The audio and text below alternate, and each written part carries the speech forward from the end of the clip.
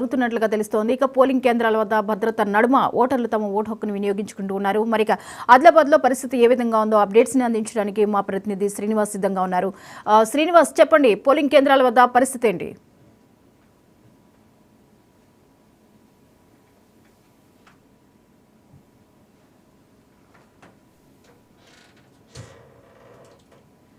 శ్రీనివాస్, మీ audio మ్యూట్లో ఉంది, ఒకసారి చెక్ చేసుకోండి.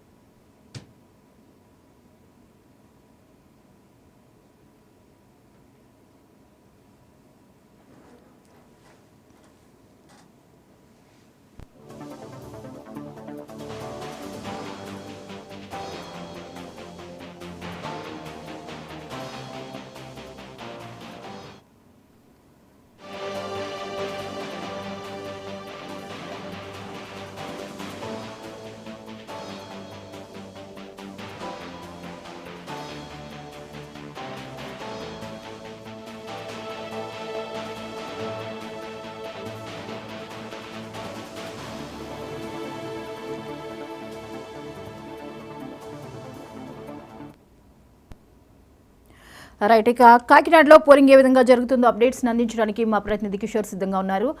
కిషోర్, చెప్పండి, కాకినాడలో పరిస్థితి ఏంటి? పోలింగ్ కేంద్రాల వద్ద ఎలా ఉంది?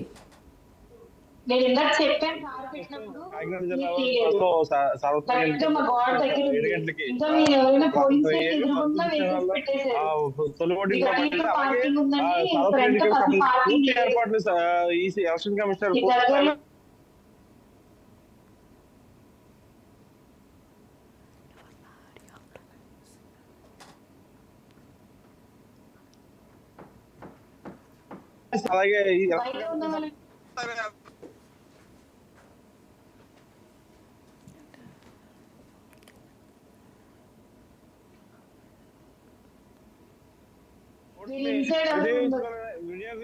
విధంగా ప్రస్తుతం ఓటర్లు పొద్దున ఉదయం అంటే ఈ మే నెలలో ఎండలు ఎక్కువగా ఉండడం వల్ల ఒకవేళ ఎండ తీవ్రత వల్ల ఓటింగ్కి వెళ్ళని పరిస్థితి కనపడుతుందేమో కానీ పొద్దున్నే ఉదయం 7 గంటలకే ఓటుని నమోదు చేసుకునే విధంగా ప్రస్తుతం కాకినాడ జిల్లాలో వారు ఉదయమే 6:30కి వచ్చి లైన్ లో నిలబడిన పరిస్థితి కనబడుతుంది. అలాగే స్థానికంగా ఉన్న ఓటర్లకు సంబంధించినటువంటి పూర్తిగా అంటే వృద్ధులు గానీ అటువంటి వయసు మీరిన వారు కానీ ఇక్కడికి వచ్చి వారు ఓటుని వినియోగించేందుకు పూర్తి స్థాయిలో అంటే లైన్ లో నుంచి ఎక్కువసేపు నిలబడినవ్వకుండా పూర్తిగా అంటే పోలీసుల వారు కానీ అటు పూర్తి స్థాయిలో వారు ఏర్పాటు చేయడం జరిగింది. అలాగే ఎలక్షన్ కి సంబంధించినటువంటి పూర్తి ఏర్పాట్లు మనం చూస్తున్నాం. అంటే ఇప్పటికే భారతీయులు ఇక్కడ ఉన్న స్థానికంగా ఉన్న ఓటర్లు కూడా ప్రస్తుతం వారి యొక్క ఓట్లని మెన్షన్ చేసేందుకు ఓటుని ఉపయోగించుకునేందుకు ప్రస్తుతం లైన్ లో నుంచున్నారు. అలాగే సార్వత్రిక ఎన్నికల్లో ప్రధానంగా అంటే కాకినాడ జిల్లా మీద పూర్తి స్థాయిలో ప్రత్యేక నిఘా చూసినట్టుగా, ఎందుకంటే ఇప్పటికీ చూస్తున్నాం ప్రజలు కూడా ఇక్కడ వారి ఓటుని వినియోగించుకునేందుకు అలాగే పూర్తి స్థాయిలో వృద్ధులకి ప్రత్యేక ఏర్పాట్లు చేయడం, ఎందుకంటే కుర్చీలు కానీ అలాగే చిన్నపిల్లలు తీసుకుని వచ్చిన తల్లికి కూర్చునే వారికి స్వేతీరానికి కానీ పూర్తిగా టెంట్లు కానీ పూర్తి స్థాయిలో ఏర్పాటు చేయడం జరిగింది. పోలింగ్ బూత్ కి సంబంధించినటువంటి పూర్తి ఏర్పాట్లు అలాగే దీనికి సంబంధించినటువంటి ఏర్పాట్లు చేయడం జరిగిందని తెలుస్తుంది జ్యోతి. అయితే కిషోర్, ఇక మరి వాతావరణ ప్రభావం పోలింగ్ మీద ఏమైనా పడుతుందా? అసలు పరిస్థితులు ఎలా ఉన్నాయి? ఉదయం నుంచే బారులు తీరినటువంటి పరిస్థితిని చూస్తున్నాం. క్రమంగా ఎండవేయడం పెరిగితే ఆ ఎఫెక్ట్ పోలింగ్ మీద ఉంటుందా?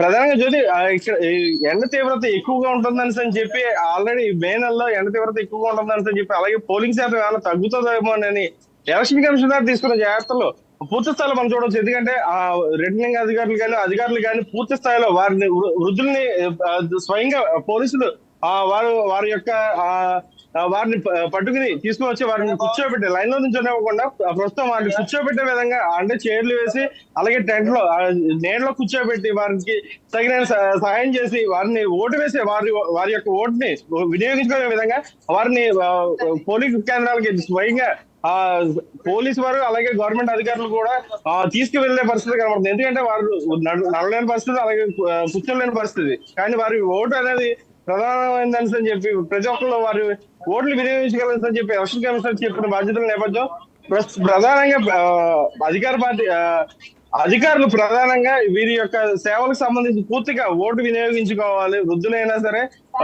వికలాంగులైనా సరే, కంపల్సరీ అందరూ కూడా ప్రజాస్వామ్యంలో అందరూ భాగం, అందరూ సమానమే. ఎందుకంటే అందరూ కూడా వారి యొక్క ఓటుని వినియోగించుకుంటేనే ఆ ప్రజాస్వామ్యం అనేది నిలబడుతుందని చెప్పి, అలాగే వారి యొక్క ఓటుని వినియోగించుకున్న తర్వాత వారి యొక్క గమ్యస్థానాన్ని అంటే ఆ అటు పోలింగ్ కేంద్రానికి 144 సెక్షన్ ఉంటుంది. 144 సెక్షన్ దాటి ఆ గీత దాటి ముందుకు వస్తే కనుక కొంచెం కఠిన నిబంధనలు ఓటు వినియోగించుకున్న తర్వాత వారు పోలింగ్ కేంద్రాల దగ్గర ఉండకూడదు. వారికి బయటకు పంపించే విధంగా వాళ్ళు తగిన జాగ్రత్తలు తీసుకుంటారని చెప్పి తెలుస్తుంది జ్యోతి. ఇకపోతే ఓటర్లకి ట్రాన్స్పోర్టేషన్ అనే విషయానికి వస్తే వాళ్ళకి ఎలాంటి ట్రాన్స్పోర్టేషన్ ఉంది? అంటే ప్రధానంగా ఇక్కడ వరకు ఆటో వృద్ధులైతే కనుక వృద్ధులు కానీ పసిపిల్లలతో ఉన్న తల్లికి కానీ పూర్తి స్థాయిలో ఇక్కడికి వచ్చి అంటే పోలింగ్ కేంద్రం సమీపంలో దాకా మాత్రమే వారికి సౌకర్యం కల్పిస్తారు. ఎందుకంటే అక్కడ నుంచి నడిచి కొంచెం కొద్ది మాత్రం అంటే ఒక 100 ఫీట్ డిస్టెన్స్ లో మాత్రమే పోలింగ్ కేంద్రానికి ఉంటుంది. అక్కడ వరకు వారు అగ్రి చేసినట్టుగా తెలుస్తుంది. అక్కడ నుంచి స్వయంగా వారు పోలింగ్ కేంద్రాల దగ్గర నిలబడకుండా వారికి తగిన జాగ్రత్తలు తీసుకుని వారిని కూర్చోబెట్టి వారి పోలింగ్ అంటే లైన్ లో నుంచోనివ్వకుండా, ఎక్కువసేపు లైన్ లో నుంచోకుండా ఉదయమే వాళ్ళ ఓటు వినియోగించుకునేది ప్రధానంగా అంటే వృద్ధులు ఎక్కువగా ఉదయమే 6 గంటల నుండి లైన్ లో నుంచున్న పరిస్థితి కనబడుతుంది. ఇప్పుడు సుమారు 7 గంటల నుండి పోలింగ్ స్టార్ట్ అయింది. అలాగే ఎటువంటి అవాంఛనీయ ఘటనలు జరగకుండా పూర్తి స్థాయిలో ఏర్పాట్లు చేయడం జరిగింది. అలాగే దీనికి సంబంధించినటువంటి ఎలక్షన్ కమిషనర్ తీసుకున్నటువంటి నేపథ్యంలో ఎక్కడికక్కడ సీసీ కెమెరాల నిఘాల్లో అంటే బయట కానీ లోపల పోలింగ్ చేసే ప్రదేశాల్లో కానీ లోపల కూడా ఈవీఎంలు ఉన్న ప్లేసుల్లో సీసీ కెమెరాలు ఏర్పాటు చేయడం జరిగింది. ఎవరు కూడా అవాంఛనీయ ఘటనలు జరగకుండా తగిన జాగ్రత్తలు తీసుకున్నారని చెప్పి తెలుస్తుంది జ్యోతి. ఇక రూరల్ ఏరియాల్లో పరిస్థితి ఎలా ఉంది కిషోర్?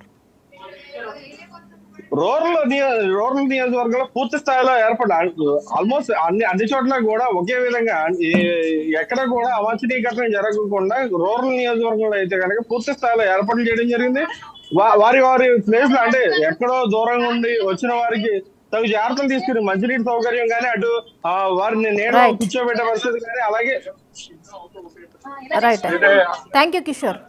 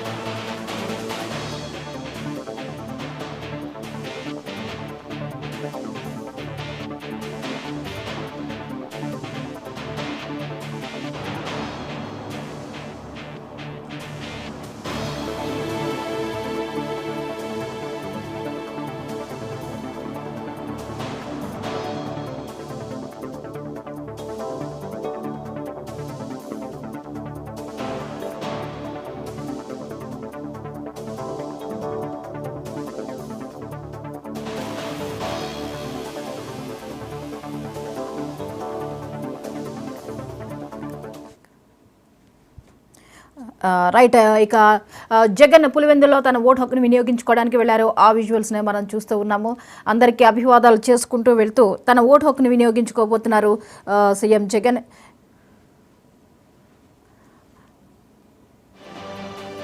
రైట్. ఇక పులివెందుల్లో పోలింగ్ కేంద్రం వద్ద సీఎం జగన్ కనిపిస్తూ ఉన్నారు. తన ఓటు హక్కును వినియోగించుకోవడానికి వెళ్లారు. ప్రతి ఒక్కరికి కూడా ఆయన వెళ్తూ కూడా అభివాదం చేసుకుంటూ పోలింగ్ కేంద్రంలోకి వెళ్తున్నారు. అలాగే చుట్టూ కూడా భారీ భద్రత నడుమ ఆయన వెళ్తున్నటువంటి పరిస్థితిని చూస్తున్నాము.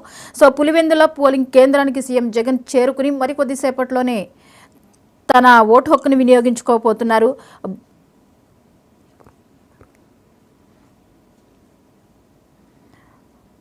రైట్.